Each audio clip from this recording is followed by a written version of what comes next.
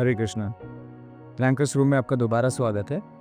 इस बार फिर से हमारे पास एक फैंटास्टिक स्कोरर है नीट 2025 एग्जाम के। अपने आप को प्लीज इंट्रोड्यूस कीजिए and tell us about your university. So, Krishna, myself Subarnika Pradhan, and my NEET 2025 score is 559 with an all India rank of 8718. Purnika, congratulation लिंक, दोज आर फैंटास्टिक नंबर्स। कैसा feel कर रही हो? अच्छा है, obviously. ऑब्वियसली बात है, ठीक है। चलो, फ्रॉम व्हाट आई नो तुमने एक ड्रॉप लिया हुआ था, है ना?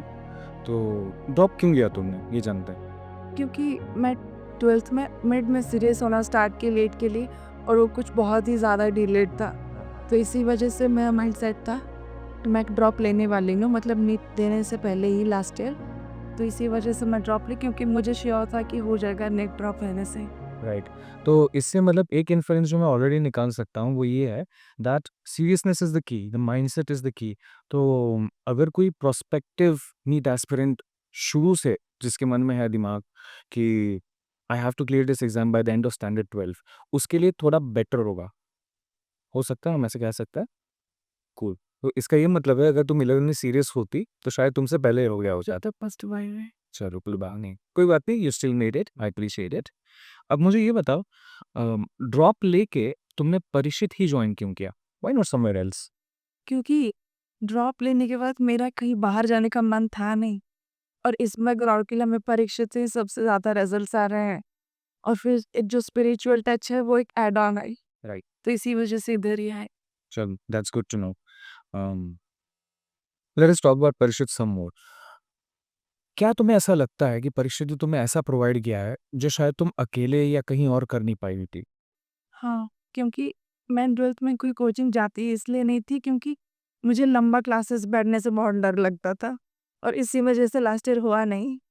तो इस साल लंबा क्लासेस बैठने का पहले से माइंडसेट था, तो इधर तो मतलब 7-8 घंटे आराम से बैठा लेते थे। अच्छा। फिर इतना बर्डन देते थे होमवर्क का कि मतलब स्ट्रेस होता ही नहीं था, वो फ्लो में करते-करते निकल जाता था, और फिर टेस्ट रेगुलरली वो सब देते-देते पता नहीं चलता है, पर प्रिपेयर हो जाता है। सो यू मीन टू से कि टेस्ट वगैरह काफ़ी एक मतलब इम्पोर्टेंट फैक्टर होता है, राइट? टेस्ट की फ्रीक्वेंसी पे थोड़ा बात करते हैं। कभी-कभी स्टूडेंट्स बर्नआउट एक फ़ील करते हैं ज़्यादा टेस्ट करते-करते।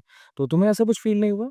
नहीं, क्योंकि मैं ड्रॉप लेने से पहले ही मतलब माइंडसेट था कि रेगुलर टेस्ट हो तो उसके लिए भी प्रिपेयर रहना। चलो good. Tell us something about your schedule. अब देखो, सिंस 12 में तुम्हारे ऊपर बोर्ड्स का प्रेशर नहीं रहा होगा and then you became serious while you took the drop. तो तब तुमने क्या कौन से ऐसे चेंजेस किए अपने शेड्यूल में जो शायद तुमने मिड ऑफ 12 में नहीं किए थे? तब तो मैं घर में ही रहती थी, मतलब इंडिविजुअल डिसीजंस लाती थी। हाँ। तो एक मतलब सीरियसनेस नहीं था, और एक पुश फैक्टर नहीं था। इधर सर लोग अभी ड्रॉप में वो हमेशा डेली एक डोज मिल जाता था कि पढ़ो पढ़ो, पर तब नहीं था, तो मतलब किस दिन ज़्यादा पढ़ ली, किस दिन कुछ नहीं पढ़ी। पर अभी ऐसा नहीं था, अभी शुरू से ही मतलब डेली उतना ही टाइम पढ़ना होता था, तो इस वजह से मतलब हो जाता था। और फिर टेस्ट्स एवरी अल्टरनेटिवली, मतलब एवरी अल्टरनेटिव कुछ ना कुछ टेस्ट तो होते ही रहते थे, तो उसके मार्क्स भी ठीक ही आते थे, तो एक मोटिवेशन फैक्टर रहता था कि हाँ हो जाएगा, तो इसी वजह से हो रहा है। चलो गुड। तुम्हारे टेस्ट के बारे में बताओ। What was the highest number of scores जो तुमने अचीव किए थे तुम्हारे नीट के मार्क्स में? हाईएस्ट मतलब जब पहले से शुरू से जो टेस्ट होते थे उसमें मैक्स टू मैक्स 620 630 के अंदर रहती थी, बाकी फिर लास्ट तक मार्क्स होने तक 660 प्लस में चले गए थे वो। बाकी इस साल का तो जो पेपर है उसके हिसाब से हाँ, 6 होता है। क्या कहते हैं, कोई ऐसा शेमफुल नंबर तुम्हारे पास है? कोई ऐसा टेस्ट जिसमें तुमने बहुत ही बढ़िया से अंडर परफॉर्म किया हो? हाँ, एक है, जिसमें मेरे 480 समथिंग कुछ आए थे, क्योंकि उस टाइम मेरा टाइम मैनेज हुआ नहीं था, और बायो का पूरा बबलिंग छूट गया, तो इसी वजह से हो गया। अ, जब खराब मार्क्स आते हैं तो नेचुरली स्टूडेंट्स मतलब थोड़े से अंडर कॉन्फिडेंट हो जाते हैं, है ना? तुमने इस चीज़ से अपने आप को कैसे बचाया? क्योंकि देखो, एक स्टूडेंट के लिए माइंडसेट के साथ-साथ डिसिप्लिन, फोकस, कंसिस्टेंसी के साथ-साथ कॉन्फिडेंस का होना भी काफ़ी इम्पोर्टेंट है। वैसे तुम ऑलरेडी बोल रही हो कि यू हैड दैट माइंडसेट कि तुम्हें इस बार निकालना ही है। तो अपने आप को मोटिवेटेड तुमने कैसे रखा? एक तो पहली बार ड्रॉप ली हो तो निकालना है, वही एक सबसे बड़ा वो जो प्रेशर बन गया।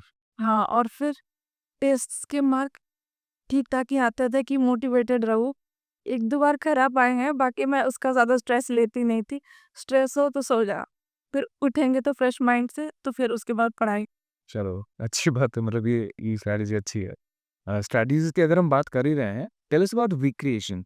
एक स्टूडेंट की लाइफ में हम लोग देखो काफ़ी टाइम ऐसे स्टूडेंट्स को देखते हैं, खुद भी मैं स्टूडेंट रहा हूँ, तो हम लोग डिस्ट्रैक्शंस को काफ़ी टाइम अवॉइड नहीं कर पाते।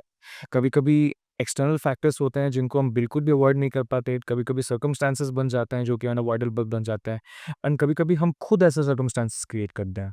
What was the one thing that helped you avoid these distractions?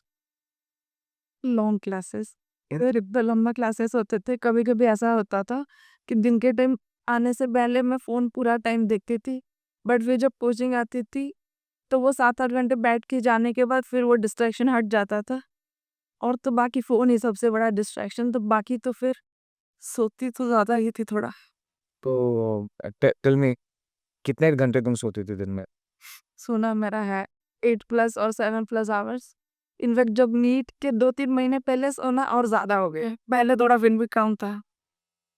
चलो, कोई बात नहीं। कंसिस्टेंसी तुमने अपना कैसे मेंटेन करके रखा? इवन इफ तुम 7-8 घंटे सो रही हो, जो कि ज़्यादातर टाइम्स सब कहते हैं कि मतलब थोड़ा-सा डिट्रैक्ट ही कर देना चाहिए, तो उसके बावजूद तुमने अपनी कंसिस्टेंसी को कैसे अप रखा? सोने के टाइम के बाद जब उठने के बाद फिर इधर-उधर नहीं ध्यान देना है। मतलब 5-6 घंटे मिलते थे सुबह के टाइम, तो वो टाइम पूरा यूटिलाइज़ करके वो सारा जितना पढ़ना है, क्वेश्चंस प्रैक्टिस करना है, वो सब करना है। उसके बाद फिर तो कोचिंग में ही रात हो जाता था और रात को मैं ज़्यादा पढ़ना प्रेफ़र नहीं करती, तो फिर रात को आराम से फिर सुबह उठ सो यू डिसाइडेड कि तुम्हारा कंसंट्रेशन किस टाइम पे ज़्यादा एक्टिव है, उसके बेसिस पे तुमने अपने टाइम मैनेजमेंट को एडजस्ट किया, right? Tell me more about your time management. तुम्हारा शेड्यूल दिखता कैसे था? तुमने बोला कि क्लासेस के पहले तुम फ़ोन चलाती थी, वो कम हुआ कि नहीं हुआ बाद में? मतलब वो ऐसे बीच-बीच में ऐसे महीने में 2-3 दिन हो जाता थे, ज़्यादा नहीं, फिर 2-3 दिन का रिग्रेट के चक्कर में फिर 1 हफ्ता पढ़ाई हो जाता था उसके हिसाब से। बाकी फिर मेरा शेड्यूल था कि इधर से जाते-आते 8:30-9 हो जाता था, फिर मैं खा पी के सो जा, फिर सुबह 5-6 तक उठ के फिर वो पूरा फिर पढ़ाई करके फिर इधर आना है। चलो, टेल मी, डॉक्टर बनने का फैसला तुमने लिया कैसे? अभी तुम एमबीबीएस की पढ़ाई करने वाली हो, है ना? सो फॉर दिस डिग्री तुमने पहले से कोई गोल सेट करके रखा था? तुम्हारा एम्बिशन था कि बस खो गया? वो मतलब 10 के बाद तो मेरा बिल्कुल मन नहीं था एमबीबीएस या फिर इंजीनियरिंग में किसी में भी, पर मेरा कुछ प्लान भी नहीं था, तो फिर इसी वजह से घर वाले जो बोले वही मतलब मैं एग्री करके और फिर विद द फ्लो एमबीबीएस ही मन हुआ करने का, तो फिर इसीलिए एमबीबीएस है। चलो, गुड टू नो। फैमिली की जब तुम बात कर रहे हो, do you think that your family give you any tangible support? देखो, फैमिली का सपोर्ट होना बहुत इंपॉर्टेंट होता है।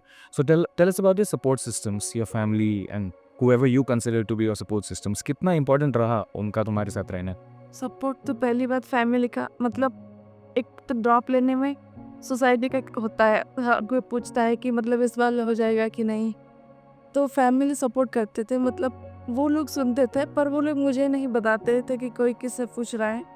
बाकी फिर दोस्त, मैं इधर दोस्त लेके ही आई थी, तो दोस्त लोग का सपोर्ट तो एक था ही, क्योंकि साथ रहने से प्रेशर नहीं आता है, स्ट्रेस नहीं होता है, तो साथ में पढ़ते थे और फैमिली ऐसे कुछ बोलते नहीं थे कि अगर इस साल नहीं हुआ तो क्या होगा, तो एक वो प्रेशर नहीं देते थे, मतलब उनको सुनने को मिलता था पर वो मेरे तक नहीं आने देते थे वो।